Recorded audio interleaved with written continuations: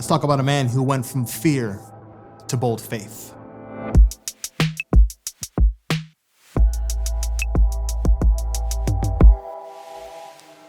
There's a reality.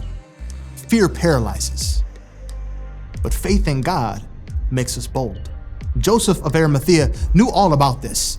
You see, he was surrounded by people who hated Jesus Christ. He was part of the religious leadership during the time Jesus lived.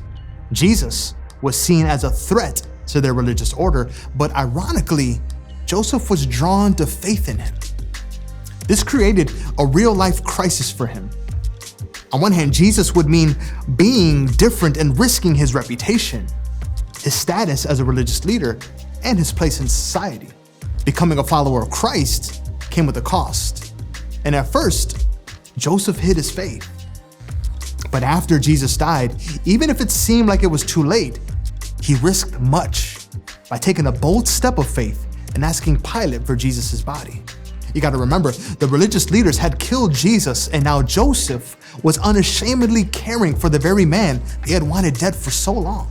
You see, God can take our hidden and ashamed faith, as well as the fear of being different we all encounter when we choose Jesus, and grow us into courageous followers who are unashamed of him.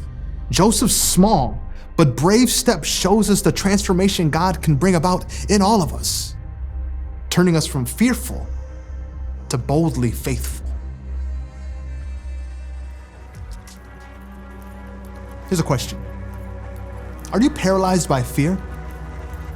Fear of what others may think or do to us because we follow Jesus can be intimidating, especially when we first start following him.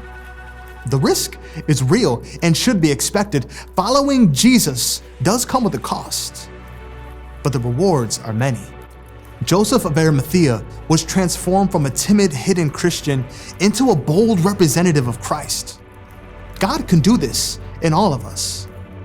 There had to be a moment after Jesus' death when Joseph was convicted and said, "You know what? I love Jesus Christ. His death was wrong, and I will not be ashamed anymore."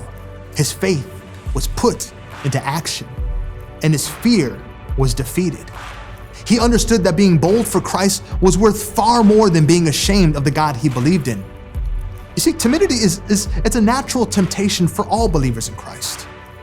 But God calls us to be unashamed and to ask him for boldness to represent his reality to our world, no matter the cost. And fear has a way of paralyzing our faith. But God can transform us into believers who are willing to live out our faith, both in private and in public. So what are some fears that paralyze you? How has God caused you to become bolder in your faith in front of other people?